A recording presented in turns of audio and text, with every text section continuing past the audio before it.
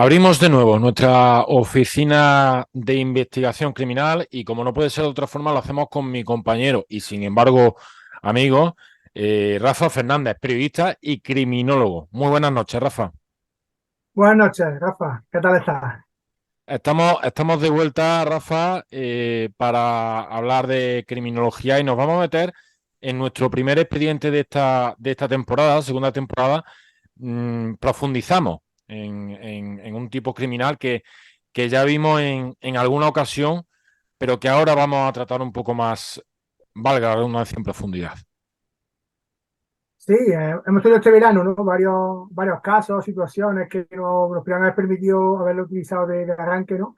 Pero bueno, hemos elegido uno porque, bueno, con motivo de la emisión de una serie, no sé si nuestros espectadores la están siguiendo, es una serie en la sexta que se llama Doctor Muerte, ¿no? Y que cuenta una historia de manera bastante realista, una historia real, que es ese Doctor Muerte fue el apodo otorgado en Estados Unidos a Christopher Dance, ¿no? Un neurocirujano bueno, operaba bajo efectos de, pues a veces del alcohol y de las drogas, pero bueno, también con una personalidad que no era solo, ¿no? Esos abusos de sustancias, ¿no? Lo que primaba ahí, ¿no?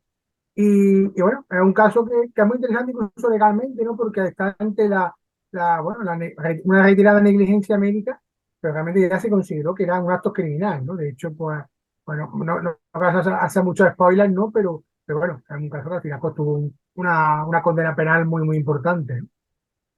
Este individuo dejó lisiada a más de 30 personas, a más de 30 pacientes, y por su actuación, además, murieron dos personas más directamente. Luego hubo alguna muerte que a lo mejor se puede considerar indirecta, consecuencia indirecta de su actuación en quirófano, como digo. No todo ocurrió en el estado de Texas, principalmente en la ciudad de Dallas, perdón. Y finalmente, como contaba, fue juzgado. Pero bueno, ya no vamos a contar más por si alguien quiere ver esa serie, Doctor Muerte.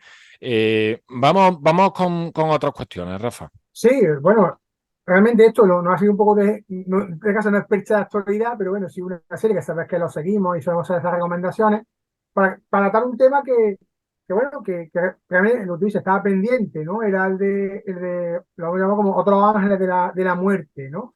Que bueno, que sabes que es una tipología que, bueno, que habíamos visto, ¿no? Brevemente, pero bueno, que merecía yo creo detenernos en algún caso más y sobre todo, bueno, más que en sí los casos para profundizar un poco en la raíz y en los intereses que tienen este tipo criminal, ¿no? Porque efectivamente vamos a tener apartado didáctico en determinados momentos gracias al trabajo de Rafa.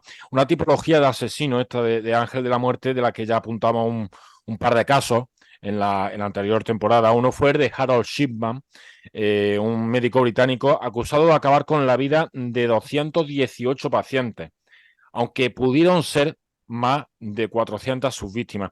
Y el otro fue el de Joan Vila, conocido como el celador de Olot, situado ya en Cataluña. Asesinó a 11 personas de entre 80 y 96 años, residentes de un geriátrico en el que trabajaba.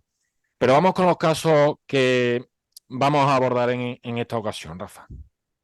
Sí, bueno, siempre como comentado muchas veces, ¿no? Algunos criterios previos, ¿no? que hemos tomado, hemos buscado en este caso casos que son emblemáticos, más allá de los dos que has comentado. Fíjate que Harold Shipman aparece en muchos de estos listados criminales como el mayor asesino en serie, porque esas 218 víctimas parecen plenamente confirmadas, ¿no? En otros casos, incluso va a haber algunos de ese tipo, pueden ser muchas más, pero ya es difícil que se contraste, ¿no? En el caso de Shipman sí que está muchas veces contrastado y por eso le hace ser uno de los criminales más prolíficos de la historia, ¿no?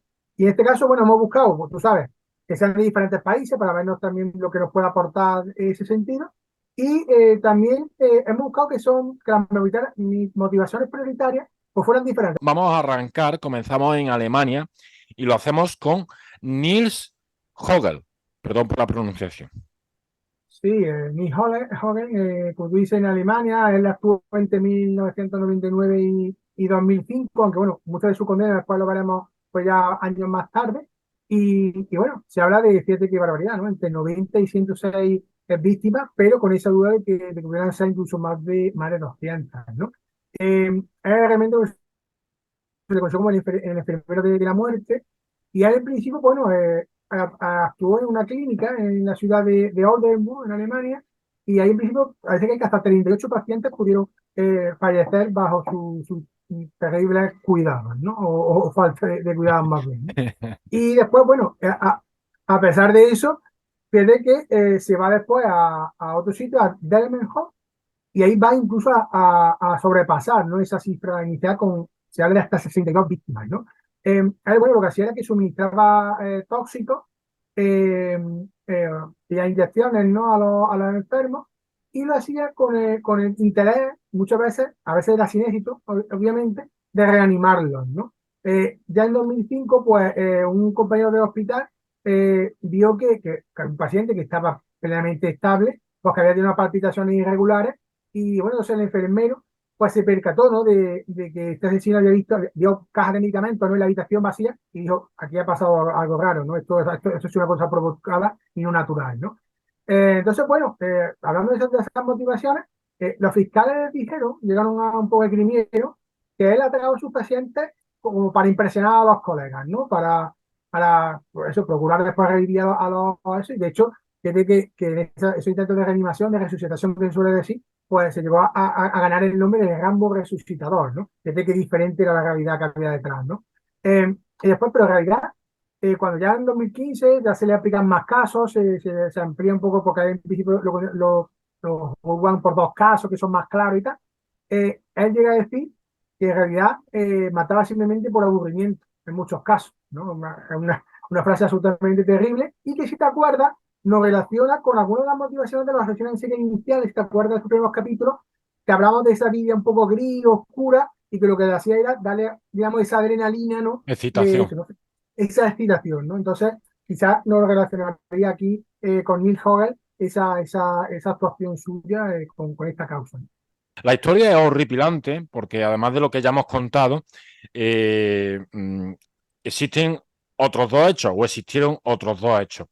En una segunda investigación policial se intentaron esclarecer más de 300 casos sospechosos, que se dice pronto. Y por otro lado, y un poco en correlación, se exhumar, es decir, es sacar bajo tierra a un muerto, hablando mal y pronto, se exhumaron 134 cadáveres de hasta 67 cementerios alemanes. Niels Hogel, terrible. Y nos vamos ahora precisamente con uno de los casos que no podían faltar. Nos vamos, cogemos un avión y nos marchamos a Estados Unidos con Charles Cullen. Y efectivamente nos vamos con Charles Cullen, Ocallen, ¿no? En 1988-2003, ahí fijamos un poco su actuación, unos 15-16 años de actuación. Y bueno, se habla de 29 víctimas, pero también crece mucho la horquilla. Podría ser incluso algún centenar lo que podía haber ahí detrás, ¿no? Y bueno, realmente es uno de los ángeles de la muerte más conocidos, ¿no? Yo creo que es uno de los nombres que seguramente a nuestros telespectadores, oyentes, etcétera, le sonará y lo aplicarían, ¿no? En estos casos, ¿no?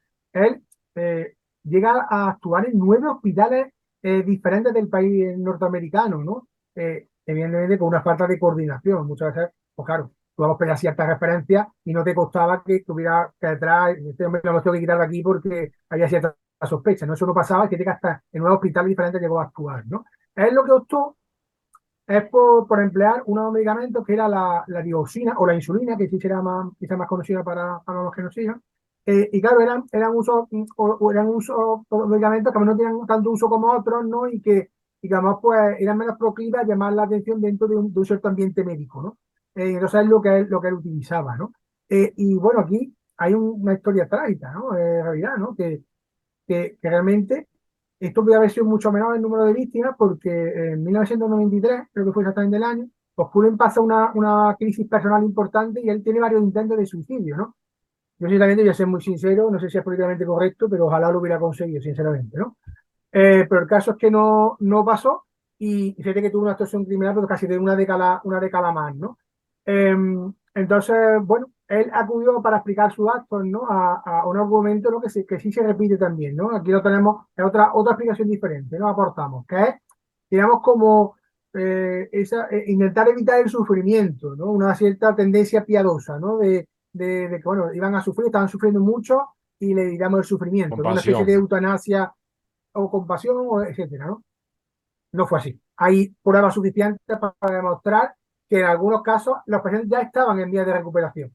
Simplemente fue el capricho terrible criminal de Charles Cullen el que pues, le hizo decir acabar con sus vidas, pero no era un caso, había casos en los que las personas se estaban y se iban a recuperar, posiblemente hubieran salido del hospital. 29 víctimas confirmadas, contrastadas al 100%, que no son pocas. Siempre decimos, una ya es demasiado, pero aquí la horquilla va de las 40 a las 400. El caso es que el 2 de marzo de 2006, Charles Cullen fue condenado a 11 cadenas perpetuas consecutivas. Fíjate, Rafa, que se calculó que no tendría opción de libertad condicional hasta 2403. Un año en el que quizá el mundo conocido, como lo conocemos actualmente, ya ni Pero, exista, o los seres insisto, humanos sean diferentes, o no haya, o tal, ¿no? Cumple la pena en la prisión estatal de Nueva Jersey. Y aquí voy a hacer un par de referencias muy brevemente, ¿no? En 2022, Netflix incluyó en su catálogo una película que narra la historia de Cullen y que se titula El Ángel de la Muerte. Paralelamente, al mismo tiempo, la plataforma estrenó un documental titulado La captura del enfermero asesino. Por supuesto, la primera referencia tenía que ser de Netflix, no la plataforma del True Crime, y que se me entienda la ironía, ¿no? Nos vamos ahora a un lugar del planeta, a un país en el que todavía no hemos estado a lo largo de las distintas emisiones del programa, que es Irak. Nos cruzamos medio mundo. Y nos vamos con, lo voy a decir como me salga, Lowai Omar Altai. sí, Rafa, he tenido este caso porque es un caso menos conocido, pero muchas veces, digamos, por nuestra visión quizá occidental, ¿no? Fíjate que causó más víctimas por ejemplo, Charles Cullen, ¿no? Ahora mismo, o sea, se habla bastante certera la cifra de 43 víctimas, ¿no? De este caso. En este caso, vamos a ver que es un médico y vamos a hacer algún matín un poco, creo que interesante en relación a eso, ¿no? Eh, Aquí era un médico iraquí y él, bueno, él fue acusado de acabar con policías, soldados y funcionarios heridos en la ciudad de Kirkuk cuando él iba a tratarlos, ¿no? Entonces, según los policías, lo que él hacía era que, posiblemente eran casos, sabes que era, por desgracia, un país pues, muy ligado, ¿no? A los conflictos, a los atentados, a las guerras, etcétera. Y entonces lo que hacía era que posiblemente personas heridas con heridas muy importantes, ¿no? Pues lo que hacía es que le aplicaba anticoagulantes. Claro, eso en este caso, pues claro, lo que hacía era aumentar Claro. generalmente la hemorragia, ¿no? Claro, él lo hacía a la fuerza pro coalición, ¿no? Que había en ese momento, ¿no? En esas luchas de poder que había en Irak, ¿no? Pero claro, ¿por qué lo hacía? Porque realmente él era, o sea, había sido reclutado como miembro de una célula insurgente, ¿no? Del grupo llamado Talsar al-Sunna, que está liderado por Yassin Maya, ¿no? Y entonces, bueno, el dato es terrible, ¿no? Porque desde que aquí hemos visto que Chalcan actúa de 16 años, ¿no? Este hombre causa sus 43 víctimas entre octubre de 2005 y marzo de 2006. No llega al O sea, año. fíjate que claro, no llega al año, ¿no?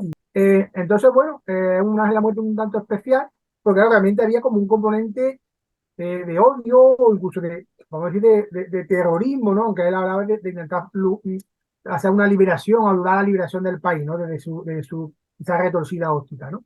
Y entonces, bueno, aquí tengo eso, ese apunte criminológico, que utilizo las palabras de la psicóloga forense, también autora de, creo, de libro de no ficción, Catherine Ramsland, que ya que tiene diferencias, ¿no? Estamos viendo casos de enfermeros y casos de médicos, ¿no? Y entonces realmente, ya contaba, por ejemplo, en declaración a la BBC, se puede encontrar fácilmente la referencia, que en realidad las motivaciones son diferentes, ¿no? Los médicos suelen ser, pues, sentimientos de ser todopoderosos, ¿no? La gente que vea la serie de Doctor Muerte va a ver ese complejo de Dios, ese complejo que está un poco por encima del bien y del mal, incluso, ¿no? De Dance, ¿no? Pues bueno, o a lo mejor una curiosidad experimental, ¿no? Quizás esas dos vías las vemos en esa serie que hemos referenciado a los seguidores, ¿no? Sin embargo, los enfermeros suelen más bien pues buscar quizás llamar la atención, suelen encontrar quizás un espacio de poder porque a lo mejor no se sientan suficientemente valorados o vengarse de un sistema que creen injusto, que a lo mejor precisamente creen que como los médicos se llama el mérito y no se reconoce mucho el trabajo de enfermería, algo así, ¿no? Entonces, pues muchas veces descargar esa frustración, también en algún caso. Entonces, vemos que médicos y enfermeros se convierten en ángeles de la muerte, pero digamos que son casos diferentes entre sí en cuanto por lo menos a las motivaciones, ¿no? Que es lo que estamos intentando, sobre todo, explorar en esta noche, ¿no? Efectivamente, eso era el punto didáctico y todavía nos queda otro, las motivaciones distintas de los doctores y de los enfermeros. Y desde el Medio Oriente regresamos a Estados Unidos y ahora el viaje también es en el tiempo, porque nos vamos a finales del siglo XIX e inicios del XX. Perdón, sí, e inicios del XX. Lo hacemos con Jane Toppan, una mujer además. Sí, Jane Topan, que en realidad por nacimiento era Honora Kelly, aunque se le ha pasado un poco la triste historia, digamos, criminal con ese nombre de Jane Topan. Y claro, hemos querido traerlo porque, claro, es un tipo criminal este de los Ángeles de la Muerte donde tiene mucha importancia las mujeres. Hay muchas Ángeles de la Muerte femeninas. Y hombre, he elegido un poco este caso, pues, primeramente, porque es un caso de muchas víctimas. Estamos hablando de 31 víctimas posiblemente confirmadas que las que causó en esos años, era 1885-1901, creo que tengo el dato, pero son muchísimas las víctimas que consiguió, bueno, consiguió no, que mató esta mujer, ¿no? En realidad, bueno, aquí vemos también ese trasfondo de una infancia muy complicada, difícil, ¿no?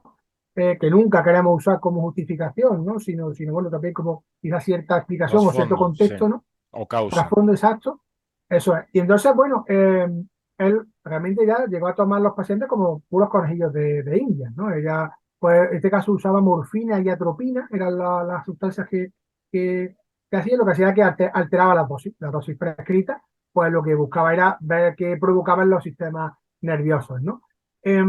Pero fíjate que también he tenido el caso porque me ha parecido interesante una cierta motivación que quizá pueda incluso sorprender, ¿no? A los telespectadores, ¿no? Y es que después ella en realidad lo que hacía también era como ampliar los cuidados, ¿no? Ella pasaba un tiempo considerable, ¿no? A solas con sus pacientes, incluso creaba cuadros clínicos falsos y a veces por eso los medicaba para que entraran y salieran de la conciencia, ¿no? En realidad era un poco un encarnizamiento terapéutico, como se decía en algún otra situación, ¿no?